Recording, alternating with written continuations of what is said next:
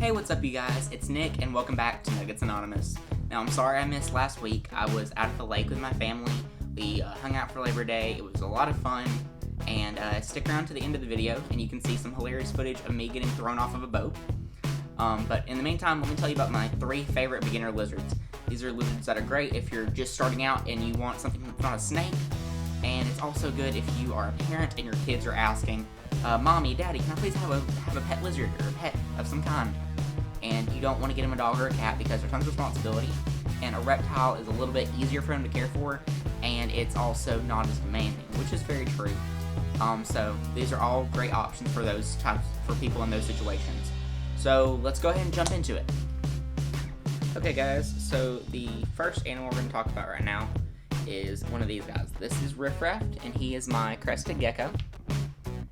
Crested geckos come from New Caledonia, and if you don't know where New Caledonia is, let me show you. New Caledonia is a French territory comprised of dozens of islands in the South Pacific. It is known for its palm-lined beaches, marine life, rich lagoon, with 24,000 square kilometers. It is among the world's largest island area.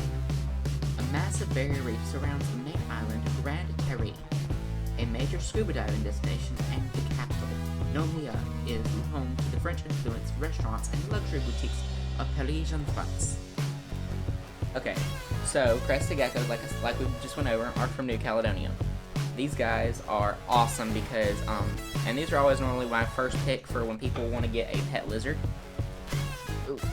He did just jump, but I caught him on my leg, so we're good. But they are jumpers. These guys are an arboreal type of gecko. They are very fun and they look kind of goofy. And one thing that makes them super popular is, unlike most other animals that have, or reptiles that have like a scaly kind of look, these guys actually feel kind of like velvet or like fabric almost. So when you have an animal like this and it feels soft to the touch and it's just super cool, it's actually really neat. It's a really interesting experience to have for an animal. And plus the jumping thing, once you get used to it, it's fun because then you can have your friends over to look at your cool lizard and you can just have them watch your gecko jump from one hand to the other. And it's really neat. Now, Riffraff came to me about 2 years ago. I got him from a girl in Atlanta. She runs like a project type deal where she rescues and takes in animals whose owners just can't care for them or anything. Riffraff, actually, when I got him, he was underweight because she had just gotten him, and he actually,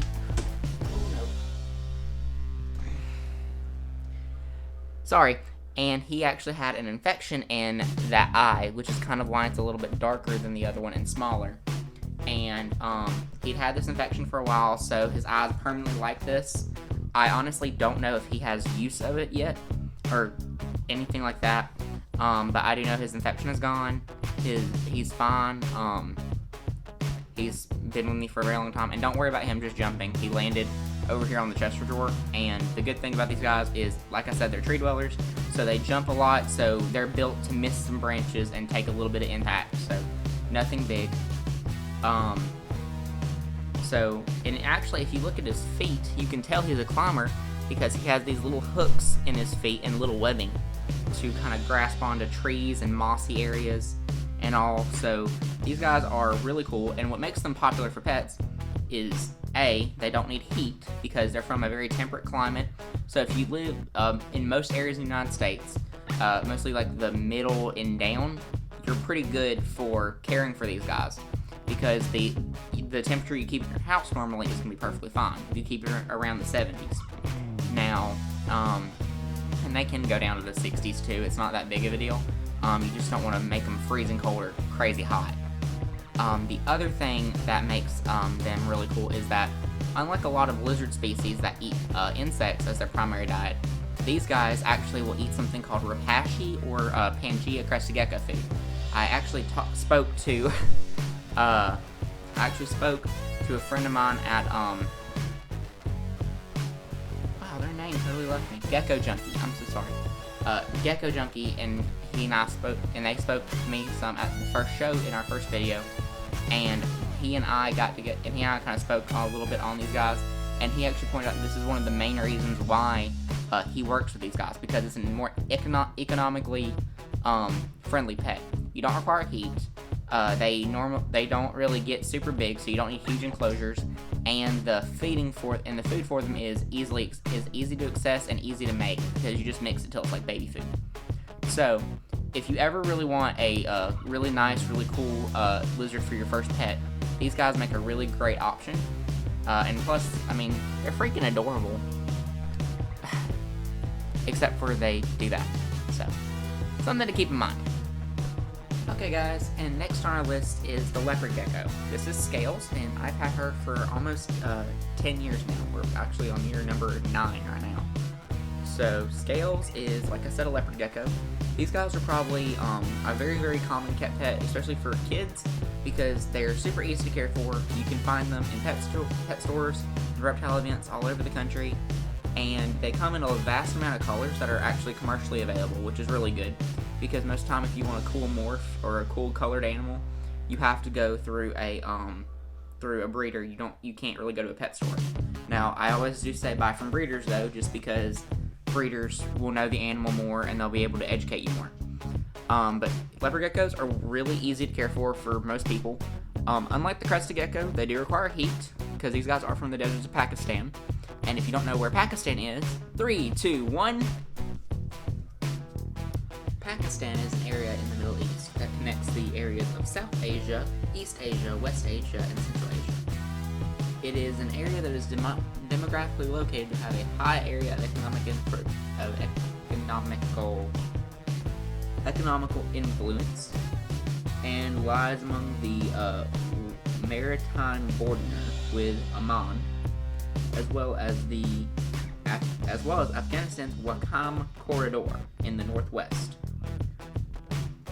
It is also where leopard geckos are most predominantly found due to the vast amounts of deserts. That is all.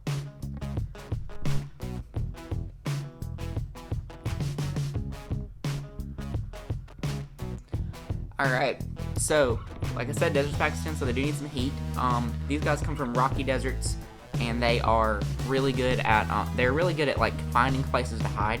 Unlike the crested gecko, where they, mostly just climb, these guys will stay closer to the ground. So you don't want a tall cage, you want something a little bit more with floor space.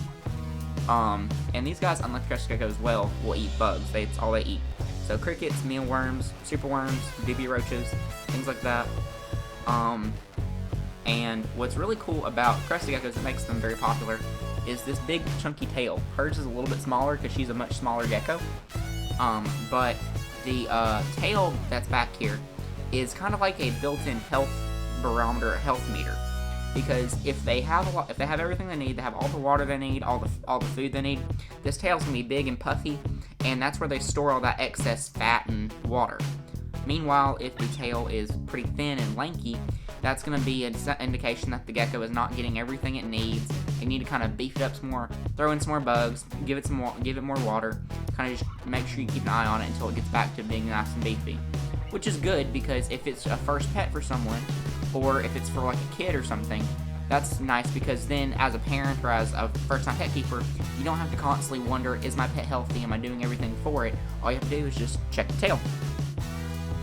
And also, like I said, these guys come in lots of colors and patterns, so they're great for beginner people because you can choose anything. You don't have to stick to just this like normal type yellow and darkish black spots. You can go with there's pinks, there's whites, which are like snows, there's different kinds of albinos, all kinds of different options. So there's a lot to choose from in leopard geckos.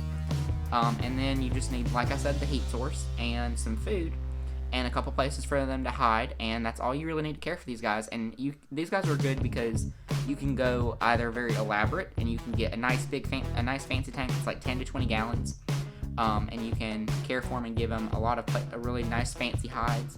Or if you're a more budget conscious person, you can get a 10-gallon fish tank, and you can get a couple of plastic hides, either cheap ones, or you can like make them out of old Tupperware lids and Tupperware boxes, and get some water dish that you can use just little deli cups, and you're good to go. And you don't have to spend a lot of money for these guys, and they will do just fine as long as they have the bare minimum. These guys do very, very well. Now when I do say bare minimum, I also say you need to I'm so sorry guys, I promise I'm not stupid, my mind is black. You do want to make sure their heat and they're getting fed proper insects. Don't constantly feed them garbage worms or garbage insects.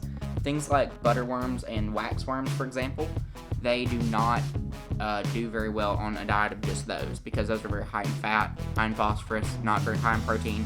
Crickets, on the other hand, they have a little bit more protein in them. Mealworms have a little bit more protein, they're still very high in fat. Superworms are really good for them. And then what I also do to make sure she has everything she needs, I supplement her diet with hornworms or green hornworms, which they're a little pricey, so you're not going to buy them very often, which is fine. But get a few of them. You can find them at pet stores in little cups, or you can order them online, and you can feed them off slowly. And they are, again, very high in phosphorus, a little bit high in fat, but they also have a lot of protein, a lot of very positive vitamins in there, which is really good for them. And like I said, if your gecko has a thin tail, they're a very good way to go ahead and get get their weight back up. But I will also say, another thing to make sure you notice and take care about with the tail is their tails do come off. And you may have noticed that with Riff Raff, my crested gecko. He does not have a tail anymore. Normally they have a nice long slender tail. These guys, the crested gecko will actually throw their tail or ditch their tail if they get spooked, but it won't grow back. These guys, if they get spooked, or if you pick them up wrong, like you grab them by the tail and just dangle them, they will nip off the tail, and it'll take a few weeks to grow back. The problem is that the grown back tail is never as pretty as this is, with these nice ridges and the nice patterning on it. So it is a lot better if you can maintain them. And if you need to know how to pick them up, just so that way you don't mess with their tail, all you have to do is come in from the side and you just come in from the side and you kind of hook your finger under their waist if they cannot run away from you. Just kind of hook their finger and you kind of grab them on their back, and you can pick them back up and set them on your hand like that. It's not very hard. It does take a little bit of practice sometimes, just because like they are a small animal, so they can run off very easily, especially if you're dealing with a baby. But these guys normally do very well, and they're actually very, very nice and social. So they're very great pets. Okay guys, so the last animal I'm going to be telling you about today is the bearded dragon. This is my bearded dragon, Sparrow. He is a very big dragon. He is about almost 2 feet long, and he weighs about 150 grams, which is, I believe, pretty decent size. I may be off a little bit because I've not weighed him since I got him. I've just gone off what the person who had him originally said. So I did not raise him from a baby. I got him roughly about a month to 2 months ago, and so he's been with me since then. So bearded dragons are probably one of the most commonly kept dragons, or most commonly kept lizards, and there's a lot of reasons. The main ones being that one, they're really, really easy to care for. They just need some light, some food, and they have a really good temperament. He'll sit on my shoulder for hours, and I can just edit videos and do schoolwork and all kinds of stuff, and he's good. He doesn't have to, he doesn't really need a bunch of crazy stuff, and he's really chill, which is really, really good, because when a lot of people, when they want their first lizard, they're looking for something that's some people want something sizable like this, but they don't want something crazy and wild and big. And if you think about big lizards, you think typically about things like monitors and tegus, and while they most of the time are very calm if you work with them, these guys are calm right off the bat. They don't really get really antsy. Now as babies, they'll jump around a little bit, be a little bit more movable, but as adults, they are really, really calmed out, and they grow pretty fast, so you see your results really quickly. And he's a little movie because it's kind of late. I'm filming this at 9 o'clock at night, and he wants to go to bed. So these guys are active during the daytime, and they go to bed at night. You are clawing the crap out of me, buddy. They're really active at night, or really active at the daytime and go to sleep at night. So if you are someone who you don't want an animal who's going to be messing with your schedule any, these guys are a good choice because they are active when you're active, and they're calmed down when you're calm down. And I think he's freaking out because he saw himself in the camera, and he's thinking it's another bearded dragon. So I'm gonna let him see real quick and see. Yeah, he thinks he doesn't know it's him. He thinks it's another bearded dragon. So, but that's Sparrow. And you guys can find these guys in a lot of different color options. There's some that come in oranges and yellows. They come with stripes. Some of them actually will be pure white. So there's, again, tons of options for these guys, as well as the other animals I've spoken to you about. So these guys are just something. They're something I always recommend. Now I will say that if you need something that's a little bit less of a size space for their cage, this may not be the best idea. He's in a 40-gallon breeder tank, and he's actually going to be upgraded when I move I think next month. He's going to be upgraded to he'll get a couple more square foot in his cage, and he'll get some new attachments and stuff. So he's going to be getting a sizable upgrade. So these guys, they do require some space, because obviously if you're going to have a larger bodied lizard, they need that space. And also these guys like to climb around some. They like to move around a lot. You want to give them space so they can chase around their crickets and stuff. So really good option. It's a really good option to make sure if you can house something large and you want something large or large-ish like this is a good choice for you guys. Alright.